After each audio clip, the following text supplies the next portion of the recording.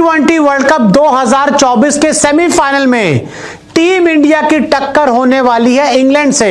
यह वही इंग्लैंड है जिसने हमें 2 साल पहले T20 वर्ल्ड कप 2000 सेमीफाइनल में हराकर बाहर कर दिया था। और अब इस रिपोर्ट में हम बात करेंगे कि इस सेमीफाइनल में कौन ज्यादा ताकतवर है और कौन कमजोर है। इंडिया 11 वर्सेस इंग्लैंड 11 में किसको ज्यादा पॉइंट्स मिलते हैं, कौन सी टीम ज्यादा मजबूत है। तो आपको आंकड़ों के जरिए समझा देते हैं कि भाई सेमीफाइनल से पहले किसका दावा इस मैच के लिए मजबूत है। तो देखिए, शुरुआत करते हैं ओपनर से। इंडियन टीम के ओपनर रहेंगे रोहित शर्मा और इंग्लैंड की तरफ से आएंगे फिल सॉल्ट। रोहित शर्मा ने इस T20 वर्ल्ड कप में अभी तक 191 रन बनाए हैं और फिल सॉल्ट की बात करें तो उनके बल्ले से 183 रन आए हैं। रनों का अंतर ज्यादा नहीं है, लेकिन रोहित शर्मा एक बड़े बल्लेबाज हैं, कप्तान है और जिस तरह से उन्होंने ऑस्ट्रेलिया के खिलाफ इंपैक्ट इनिंग खेली, तो उसको देखकर मुझे लगता है कि फिल सॉल्ट उनसे इस रेस में पीछे रह जाएंगे। और यहां पर बाजी 1-0 से फिलहाल हिंदुस्तान के नाम पर है। इंडिया 1-0 से इस रेस में आगे है, तो 1-0 इंडिया के फेवर में आगे बढ़ते हैं। इंडिया के दूसरे ओपनर है विराट कोहली और इंग्लैंड के ओपनर हैं जॉस बटलर। विराट के वर्ल्ड कप में 66 रन है और बटलर के 191 रन है। हालांकि T20 फॉर्मेट में, इंटरनेशनल क्रिकेट में मुझे लगता है बटलर विराट कोहली से आगे हैं, काफ़ी आगे हैं। सिर्फ इस वर्ल्ड कप की बात नहीं होगी, मुझे लगता है वो इम्पैक्ट डालने में एज अ ओपनर वो काफ़ी आगे हैं। और विराट का वर्ल्ड कप बहुत ज़्यादा सूखा गया है, उनके अभी तक कोई भी बड़े इस मतलब पूरे वर्ल्ड कप में कोई बड़ा स्कोर नहीं आया है। तो यहाँ पर 1-1 हो गया, 1 पॉइंट इंडिया को रोहित वाला और 1 पॉइंट इंग्लैंड को बटलर वाला। अब आगे बढ़ते हैं। अब यहां पर हैं ऋषभ पंत और जॉनी बेयरस्टो। ऋषभ पंत के रन आप देख रहे हैं 167 हैं और बेयरस्टो के देख रहे हैं 110 रन है। तो इसमें ज़्यादा चर्चा की कोई ज़रूरत नहीं हो। वैसे भी ऋषभ तो ऑलराउंडर भी है, कीपिंग भी करते हैं, बेयरस्टो भी कीपिंग करते हैं, लेकिन अभी तक कुछ इंपैक्ट नहीं डाल पाए इस वर्ल्ड कप में। तो 2-1 इंडिया के फेवर में, क्योंकि पंत का परफॉर्मेंस बेयरस्टो से अच्छा है। अब आगे बढ़ते हैं। सूर्य कुमार यादव और हैरी ब्रूक। सूर्य कुमार यादव के 149 रन, हैरी ब्रूक के 120 रन। और सूर्य कुमार यादव T20 के नंबर 1 बल्लेबाज है, तो इस पर भी ज़्यादा कोई चर्चा बनती नहीं है और हैरी ब्रूक ने भी उस तरह से इम्पैक्ट नहीं डाला है।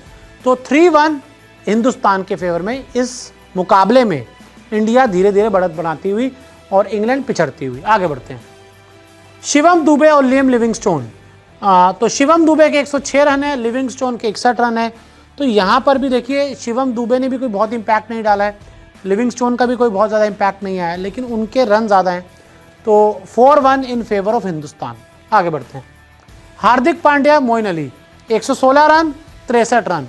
और विकेट में भी हार्दिक पांड्या का परफॉर्मेंस जो है मोइन अली से ज़्यादा है। तो यहाँ पर भी इस रेस में इंडियन टीम बाजी मारती है। 5-1 से हिंदुस्तान आगे है। 6 प्लेयर्स आए हैं, जिसमें 5 हिंदुस्तान के आगे हैं और सिर्फ बटलर जो थे वो इंग्लैंड के आगे, यानी कि 1 प्लेयर और आ गया तो मैच इंडिया जीत जाएगी। आगे बढ़ते हैं। अब यहाँ पर जडेजा और सैम करन। सैम करन के 2 विकेट हैं, जडेजा का 1 विकेट है। और जडेजा का परफॉर्मेंस इस वर्ल्ड कप में बहुत ही ख़राब रहा है भाई। मुझे तो लग रहा है हर ICC इवेंट में उनका परफॉर्मेंस ख़राब रहता है। तो यहाँ पर सैम करन ने इम्प्रेस किया है और वेस्ट इंडीज़ में अब देखते हैं कितना इम्पैक्ट डाल पाते हैं, क्योंकि वहाँ पर जो विकेट है स्पिन गेंदबाजों को ज़्यादा मदद कर रही है। तो ऐसे में ये पॉइंट मैं सैम करन को देता हूँ। 5-2 in favour of Indian team. Indian team अभी भी आगे है। आगे बढ़ते हैं।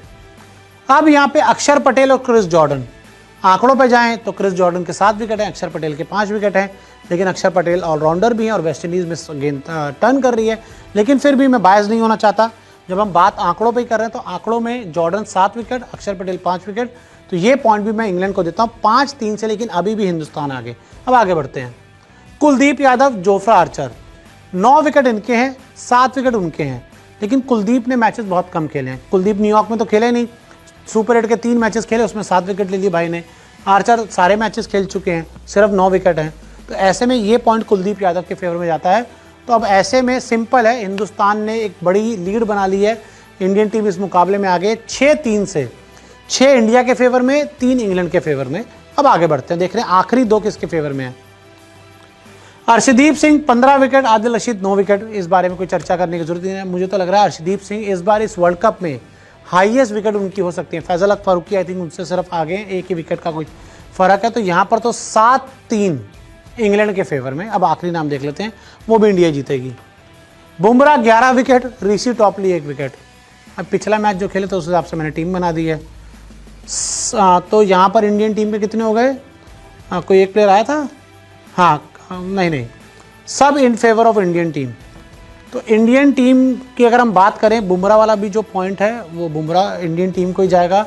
टॉपली यहाँ पे एक विकेट के साथ कुछ नहीं कर पाएंगे, तो भैया इंडिया को एक बुमराह का पॉइंट, अर्शदीप का दूसरा पॉइंट, कुलदीप का तीसरा पॉइंट, और कुलदीप का तीसरा पॉइंट, हार्दिक का चौथा पॉइंट, शिवम का 5वां पॉइंट, सूर्य कुमार यादव का 6ठा पॉइंट, पंत का 7वां पॉइंट और कप्तान रोहित शर्मा का 8वां पॉइंट। यानी कि अगर हम इस 11 की बात करें तो इस 11 में इंडियन टीम ऑन पेपर्स और इस वर्ल्ड कप के परफॉर्मेंस के आधार पर इंग्लैंड से काफ़ी मजबूत नज़र आ रही है। लेकिन वो जो दिन होता है ना, वो बड़ा इंपॉर्टेंट होता है, और ऐसे में उस दिन पर आपको अच्छा परफॉर्म करना होगा। और अब उस दिन पर जो अच्छा परफॉर्म करेगा वो सेमीफाइनल में जाएगा, और जो खराब खेलेगा वो अपने घर की फ्लाइट लेकर वापस आ जाएगा।